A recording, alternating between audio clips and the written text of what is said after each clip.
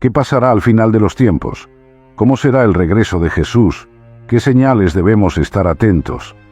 Estas son algunas de las preguntas que muchos cristianos se hacen al leer el capítulo 24 del Evangelio de Mateo, donde Jesús revela todo sobre el fin del mundo y su regreso. Para entender mejor el contexto de este capítulo, debemos recordar que Jesús acababa de salir del templo de Jerusalén, donde había confrontado a los líderes religiosos y había anunciado la destrucción de la ciudad y del templo. Los discípulos, impresionados por la magnificencia y la belleza del templo, le mostraron los edificios a Jesús, esperando quizás que él cambiara de opinión o que les explicara más sobre lo que iba a pasar. Pero Jesús les dijo: ¿Veis todo esto?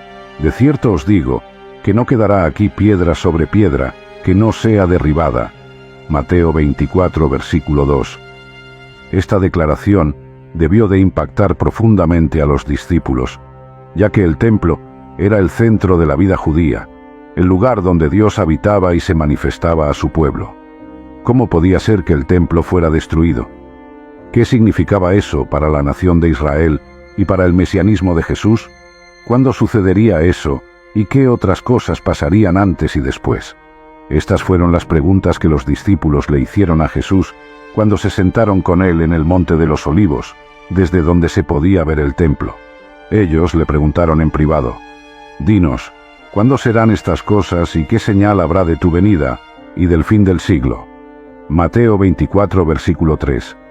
La respuesta de Jesús a estas preguntas es lo que conocemos como el discurso escatológico, es decir, el discurso sobre las cosas últimas. En este discurso, Jesús no solo habla de la destrucción del templo, que ocurrió en el año 70 después de Cristo, cuando los romanos sitiaron y arrasaron Jerusalén, sino también de otros eventos que precederán y acompañarán su segunda venida y el fin del mundo. Jesús advierte a sus discípulos que no se dejen engañar por falsos mesías y falsos profetas, que vendrán en su nombre y harán grandes señales y prodigios para seducir a muchos.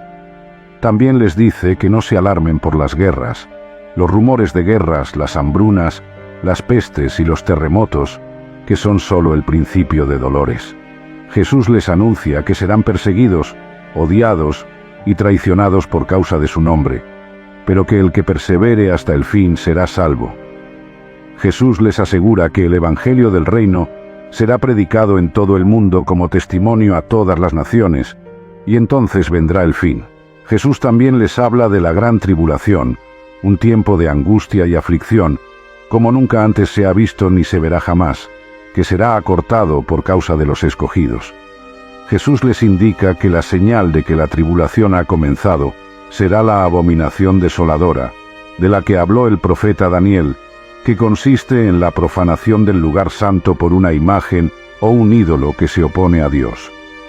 Jesús les aconseja que cuando vean esta señal, huyan a las montañas y no pierdan tiempo en recoger sus cosas.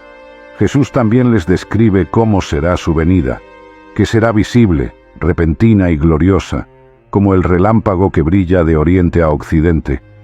Jesús les dice que la señal de su venida será su aparición en el cielo, y que todos los pueblos de la tierra se lamentarán al ver al Hijo del Hombre venir sobre las nubes con poder y gran gloria. Jesús les asegura que enviará a sus ángeles con gran voz de trompeta y que reunirán a sus escogidos de los cuatro vientos, de un extremo al otro del cielo. Jesús también les da algunas parábolas e ilustraciones para enseñarles a estar vigilantes y preparados para su venida, ya que nadie sabe el día ni la hora. Jesús les compara con el tiempo de Noé, cuando la gente estaba despreocupada y no se dio cuenta del diluvio hasta que vino y se los llevó a todos. Jesús les dice que así será su venida, que dos estarán en el campo, uno será tomado y el otro dejado, dos estarán moliendo, una será tomada y la otra dejada. Jesús les exhorta a velar, porque no saben a qué hora vendrá su Señor. Jesús también les compara con un siervo fiel y prudente, que hace la voluntad de su Señor y cuida de los demás siervos, y que será recompensado cuando su Señor vuelva. Pero Jesús les advierte que si ese siervo es malo, y se dice en su corazón que su Señor tarda en venir, y comienza a golpear a sus consiervos, y a comer y beber con los borrachos. El señor de ese siervo vendrá el día que no espera, y a la hora que no sabe, y lo castigará con los hipócritas, donde habrá llanto y crujir de dientes. Jesús también les compara con 10 vírgenes que salieron a recibir al esposo, 5 de ellas prudentes y 5 insensatas. Las prudentes tomaron aceite en sus vasijas, junto con sus lámparas, pero las insensatas no. Como el esposo tardaba, todas se adormecieron y se durmieron, pero a la medianoche se oyó un clamor: «Aquí viene el esposo, salid a recibirlo». Entonces todas aquellas vírgenes se levantaron y arreglaron sus lámparas. Y las insensatas dijeron a las prudentes: «Dadnos de vuestro aceite, porque nuestras lámparas se apagan». Pero las prudentes respondieron: «No, porque no alcanzará para nosotras y para vosotras. Id más bien a los que venden, y comprad para vosotras mismas». Pero mientras ellas iban a comprar, vino el esposo, y las que estaban preparadas entraron con él a las bodas, y se cerró la puerta. Después vinieron también las otras vírgenes, diciendo: «Señor, Señor, ábrenos». Pero él, respondiendo, dijo: «De cierto os digo, que no os conozco». Jesús concluye diciendo: «Velad, pues, porque no sabéis el día ni la hora en que el Hijo del Hombre ha de venir». Jesús también les compara con unos siervos, a los que su Señor les entregó sus bienes, antes de irse a un viaje. A uno le dio 5 talentos, a otro 2, y a otro 1, a cada uno conforme a su capacidad, y luego se fue lejos. El que había recibido 5 talentos fue y negoció con ellos, y ganó otros 5 talentos. Asimismo, el que había recibido 2, ganó también otros 2. Pero el que había recibido 1 fue y cavó en la tierra, y escondió el dinero de su señor. Después de mucho tiempo, volvió el señor de aquellos siervos, y arregló cuentas con ellos. Y llegando el que había recibido 5 talentos, trajo otros 5 talentos, diciendo: «Señor, 5 talentos me entregaste, aquí tienes, he ganado otros 5 talentos sobre ellos». Su señor le dijo: «Bien, buen siervo y fiel, sobre poco has sido fiel, sobre mucho te pondré, entra en el gozo de tu señor». Llegando también el que había recibido 2 talentos, dijo: «Señor, 2 talentos me entregaste, aquí tienes, he ganado otros 2 talentos sobre ellos». Su señor le dijo: «Bien, buen siervo y fiel, sobre poco has sido fiel, sobre mucho te pondré, entra en el gozo de tu señor». Pero llegando también el que había recibido 1 talento, dijo: «Señor, te conocía que eres hombre duro, que siegas donde no sembraste, y recoges donde no esparciste, por lo cual tuve miedo, y fui y escondí tu talento en la tierra, aquí tienes lo que es tuyo». Respondiendo su señor le dijo: «Siervo malo y negligente, sabías que siego donde no sembré, y que recojo donde no esparcí. Por tanto debías haber dado mi dinero a los banqueros, y al venir yo, hubiera recibido lo que es mío con los intereses. Quitadle pues el talento, y dadlo al que tiene 10 talentos, porque al que tiene le será dado y tendrá más, y al que no tiene, aun lo que tiene le será quitado. Y al siervo inútil echadle en las tinieblas de afuera, allí será el llanto y el crujir de dientes». Jesús también les compara con unas ovejas y unas cabras, que serán separadas cuando Él venga en su gloria, y se siente en el trono de su gloria, y todas las naciones sean reunidas delante de Él.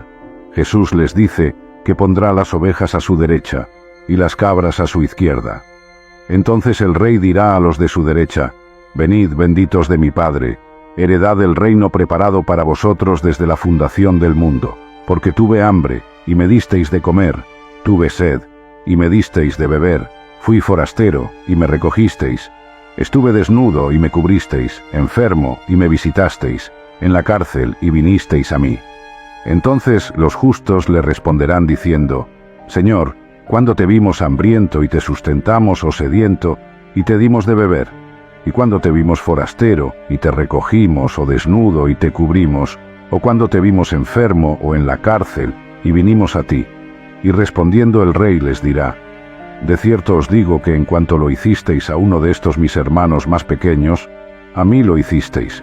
Entonces dirá también a los de la izquierda: «Apartaos de mí, malditos, al fuego eterno preparado para el diablo y sus ángeles, porque tuve hambre, y no me disteis de comer, tuve sed, y no me disteis de beber. Fui forastero y no me recogisteis. Estuve desnudo y no me cubristeis. Enfermo y en la cárcel y no me visitasteis. Entonces ellos también le responderán diciendo: Señor, ¿cuándo te vimos hambriento, sediento, forastero, desnudo, enfermo o en la cárcel, y no te servimos? Entonces él les responderá diciendo: De cierto os digo que en cuanto no lo hicisteis a uno de estos más pequeños, tampoco a mí lo hicisteis. E irán estos al castigo eterno, y los justos a la vida eterna. Con estas palabras, Jesús termina su discurso escatológico, y les dice a sus discípulos que después de 2 días se celebraría la Pascua, y que él sería entregado para ser crucificado. Así, Jesús les revela todo sobre el fin del mundo y su regreso, y les prepara para su pasión, muerte y resurrección, que son el fundamento de nuestra esperanza y nuestra salvación.